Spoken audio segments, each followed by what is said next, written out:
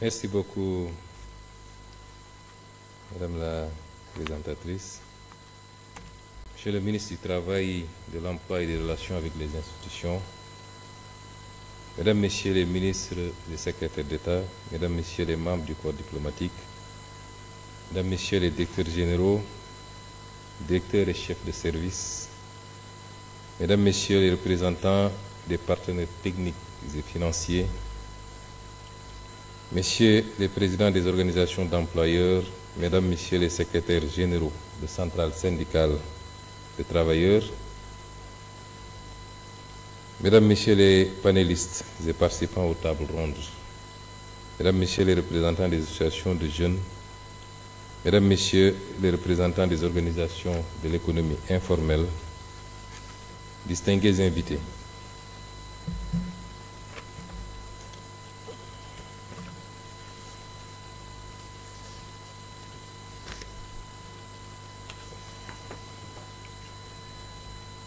Nous avons tenu, durant ces journées de réflexion collective, un dialogue social sincère et stratégique autour d'un enjeu central, qui est l'emploi, l'employabilité et l'avenir de notre jeunesse dans une économie en mutation. Dans le cadre du portefeuille de projets et programmes prioritaires de l'agenda national de transformation Sénégal 2050, deux programmes structurants traduisent notre volonté d'agir avec ambition, rigueur et méthode pour répondre à ce défi. Il s'agit du programme de la grande offensive de la formation professionnelle, du développement de l'emploi et du développement massif de la formation professionnelle duale, et du programme national de promotion de l'emploi à travers la Grande Coalition pour l'emploi. Pour ce qui est du programme de la Grande Offensive de la formation professionnelle, du développement de l'emploi et du développement massif de la formation professionnelle duale, ce programme constitue l'épine dorsale de notre politique de souveraineté par le capital humain et son ambition est claire. Faire de la formation professionnelle, depuis les niveaux infra-baccalauréat jusqu'au doctorat, un levier massif de transformation structurelle de notre économie, d'inclusion des jeunes et d'élévation des compétences dans les secteurs moteurs de la croissance. Les axes majeurs de ce programme incluent la massification de l'accès à la formation professionnelle qualifiante avec la réhabilitation et la mise à niveau d'instituts, d'écoles d'ingénieurs, de lycées techniques et de centres de formation ancrés dans nos territoires. Le déploiement à grande échelle de la formation professionnelle duale en articulation directe avec les entreprises et les branches professionnelles. L'ingénierie territoriale de la formation pour aligner les compétences formées sur les réalités économiques régionales.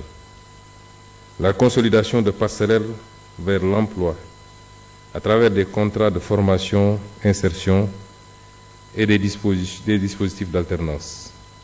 L'intégration du numérique et de l'innovation pédagogique avec des plateformes d'apprentissage, des certifications en ligne et le développement des compétences douces.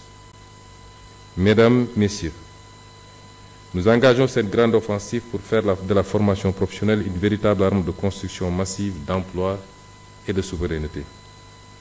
Il ne s'agit plus de former pour former, mais de former pour insérer, pour produire, pour entreprendre et pour transformer durablement notre économie par nos propres forces et compétences. Cette offensive n'est pas un slogan, c'est un ensemble cohérent de projets, structurés, localisés, pilotés et ancrés dans les territoires avec l'engagement des entreprises, des collectivités et des citoyens. Elle incarne notre vision d'un Sénégal juste, souverain et prospère. Pour le deuxième programme, qui est le programme national de promotion de l'emploi à travers la Grande Coalition pour l'emploi, il répond à un impératif de gouvernance collective de la politique de l'emploi. Il vise à faire émerger une coalition nationale multisectorielle une grande alliance et agrégation de solutions pour créer massivement des opportunités d'insertion dans les secteurs catalytiques. Piloté directement par la primature, ce programme repose sur des portefeuilles structurants portés et exécutés par les ministères sectoriels à travers des plateaux multisectoriels. Ses principaux axes d'intervention sont le lancement de la Grande Coalition pour l'emploi, un pacte tripartite entre l'État, le secteur privé ou plus généralement le milieu socio-professionnel, l'accélération de la création d'emplois dans les secteurs moteurs de croissance tels que l'agriculture au sens large, les bâtiments et travaux publics, l'artisanat, l'économie verte, le numérique, le secteur des services à forte valeur ajoutée. La mise en place de dispositifs incitatifs pour le recrutement des jeunes, tels que les subventions, les exonérations ciblées, l'appui à l'entrepreneuriat salarié. Le renforcement des plateformes locales de l'emploi comme guichets territoriaux et de services, d'orientation et d'intermédiation. Et enfin, la création d'un observatoire national de l'impact et de la performance pour piloter avec rigueur et transparence. Mesdames et messieurs, l'emploi ne se décrète pas. Il se construit dans le dialogue, la cohérence des politiques et l'alignement des énergies. C'est le sens de cette grande coalition pour l'emploi. Un pacte national mobilisateur, une dynamique d'action partagée pour créer de l'emploi décent, durable et ancré dans les réalités de notre économie. En conclusion, notre engagement est total. La jeunesse sénégalaise a droit à un avenir d'opportunités, de dignité et de réalisation. Avec ces deux programmes structurants, nous nous dotons des leviers stratégiques pour un emploi souverain, inclusif et productif. C'est ainsi que nous ferons du travail non plus une attente, mais un droit concret, adossé à une politique de transformation systémique au service du peuple et de la nation.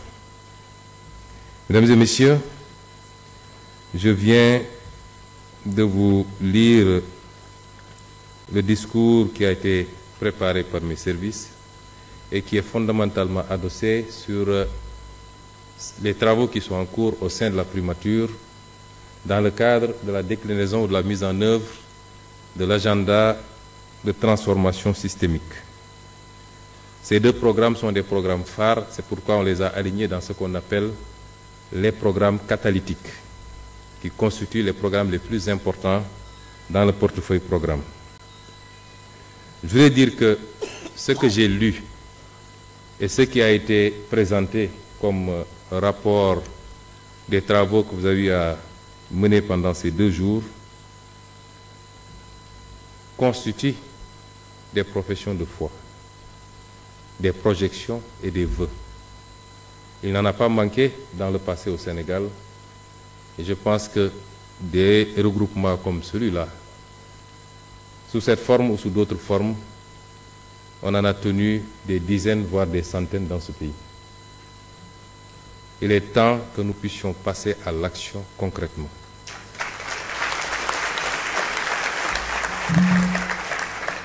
Et je voudrais rappeler à l'assistance que si on n'a toujours pas réussi à atteindre les objectifs que nous assignons, gouvernement comme partenaire, secteur privé, employeurs, syndicats et partenaires techniques et financiers, c'est parce que quelque part, nous n'avons jamais indexé les vrais problèmes.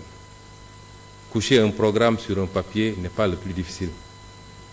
Et quelles que soient les imperfections des programmes, leur réalisation stricte aurait abouti à plus de résultats que ce qu'on a enregistré jusqu'à présent. Le vrai problème de ce pays, c'est que nous ne sommes pas productifs. Et nous n'avons jamais travaillé sérieusement à bâtir une économie solide, saine et sérieuse. Je l'ai dit tout tantôt, l'emploi ne se décrète pas, il n'est que la résultante des performances que nous réalisons, particulièrement dans ce domaine qui est l'économie. Et c'est illusoire de penser que l'emploi tomberait du ciel simplement parce que nous avons ce vœu, si nous ne nous attaquons pas sérieusement à ce problème.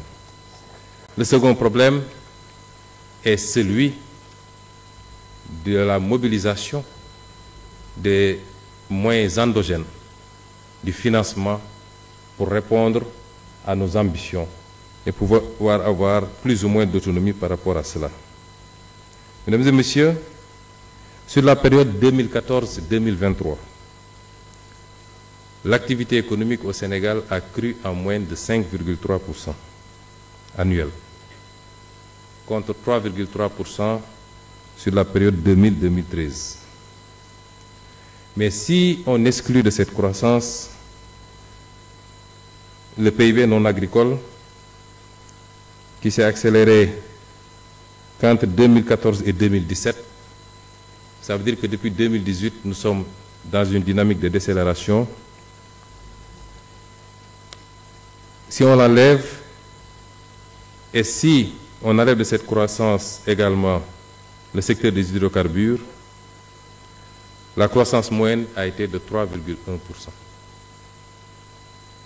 Si vous la corrélez au courroie démographique, vous vous rendez compte que nous n'avons pas suffisamment été productifs, nous n'avons pas pu dégager suffisamment de marge pour que cela puisse générer de la redistribution par l'emploi, redistribution par l'offre de biens et services sociaux et redistribution par les transferts sociaux pour aider les plus démunis. Et c'est là où se trouve le véritable pari que nous devons relever désormais. Si on ne parvient pas à bâtir une agriculture solide, si l'on ne parvient pas à bâtir des activités structurées autour des autres secteurs primaires, pour pouvoir avoir l'ambition d'aller vers le secteur secondaire par la transformation, tout ce qu'on est en train de dire ici sera du vœu pieux, mais nous ne produirons pas d'emploi au Sénégal. Le second problème, comme je l'ai évoqué tantôt, est celui du financement. Nous sommes dans le même schéma qu'il faut aujourd'hui complètement bannir, il faut en sortir. C'est celui de notre incapacité à une correcte mobilisation des ressources internes, nous rendant dépendants et très exposés aux sources de revenus extérieures. Et pourtant, nous en avons les moyens. Nous avons les moyens d'une plus grande mobilisation des ressources endogènes. Si je prends un secteur comme le secteur minier, sur les 5 dernières années, ce secteur a produit 4 milliards 290 millions à peu près de chiffre d'affaires. 4 290 milliards du moins de chiffre d'affaires. 4 290 milliards de chiffre d'affaires. Le secteur extractif, que ce soit le secteur de l'or, l'exploitation aurifère, les phosphates, le zircon, tout le secteur extractif, 4 290 milliards et poussières, pour un bénéfice cumulé de 1127 milliards, à peu près le 7e du budget du Sénégal. Et en termes de revenus, dividendes comme impôts réunis, y compris les redevances, le pays n'en a pas perçu plus de 400 milliards, soit moins de 35% des revenus générés par le secteur. Et ce tableau est plus reluisant d'ailleurs de ce qui risque de nous arriver avec l'exploitation pétro-gazière, ou sur des projections, par exemple en matière gazière, de 21 440 000 barils par année, pour ce qu'on vient de démarrer, en attendant les phases qui suivent. Le Sénégal, tout revenu confondu, par Petrosen, par Sénégal, se retrouvera avec moins de 13% des revenus pétroliers. Comment voulez-vous, quand un pays peut se satisfaire de voir ses capacités endogènes à mobiliser des ressources lui échappaient, comment voulez-vous qu'il ait les possibilités de financer son développement et accessoirement de créer des emplois? S'y ajoute notre faible capacité à mobiliser des ressources fiscales. J'ai entendu hier M. Lam se plaindre de la pression fiscale, il a tout à fait raison. Parce que notre incapacité à asseoir un système fiscal conforme à nos réalités, avec des taux supportables et une assiette extrêmement large, pour amener tous les Sénégalais à pouvoir contribuer, fait que aujourd'hui, tout l'effort est concentré sur une petite catégorie cible qui malheureusement supporte la charge pour tout le monde. Et il nous faut travailler effectivement à pallier à cela. Les vrais enjeux sont là. Et c'est les combats que mon gouvernement, sur instruction de son Excellence le Président Bassirou Diomaye Faye, a décidé de mener et de gagner. C'est ça les vrais enjeux. Et nous aurons souhaité que l'ensemble des Sénégalais, ou l'écrasante majorité des Sénégalais, comprennent ces enjeux. Parce que c'est des paris sur le futur. Mais c'est déjà un défi par rapport au présent. Et c'est pourquoi nous avons parlé de pacte autour d'objectifs fondamentaux dans une gestion transparente où tous les acteurs de ce pacte pourront avoir toutes les informations dont ils ont besoin pour apprécier des capacités réelles du gouvernement, des disponibilités réelles de l'État, et qu'ensemble nous puissions appliquer les idées que nous venons de lire ici. Parce que sans les moyens que nous devons mobiliser, nous ne pourrons pas appliquer ces idées. Et c'est pourquoi nous avons besoin de tout le peuple sénégalais. Nous allons lancer des discussions pour renégocier ce qui a été mal fait et pour faire de sorte que l'essentiel des richesses de ce pays puisse profiter au pays, y compris le rapatriement des devises qui doit pouvoir servir notre balance. C'est un combat que nous ne gagnerons pas sans le soutien de tous les Sénégalais. Parce que nous le menons contre des mastodontes dont vous ne pouvez même pas imaginer les capacités. Et c'est quand on parle de sainte alliance autour des intérêts stratégiques de ce pays, c'est de cela qu'on parle. On ne parle pas d'alliance politique. Il y a un temps pour la politique et un temps pour se consacrer à l'intérêt national.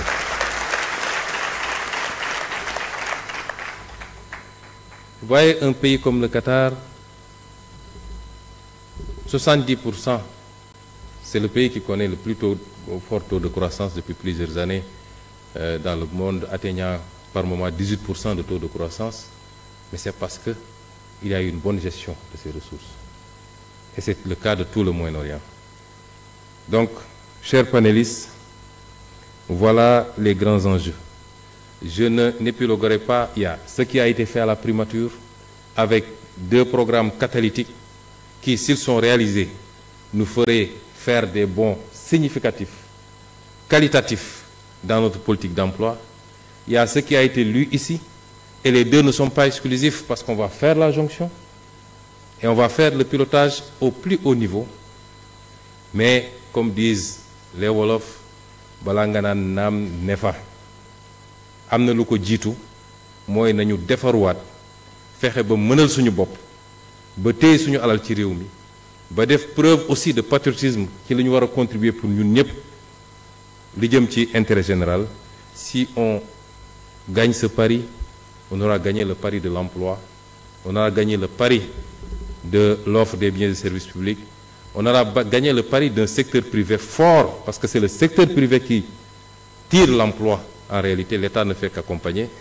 On aura gagné le pari de la stabilité de notre pays. Je vous remercie.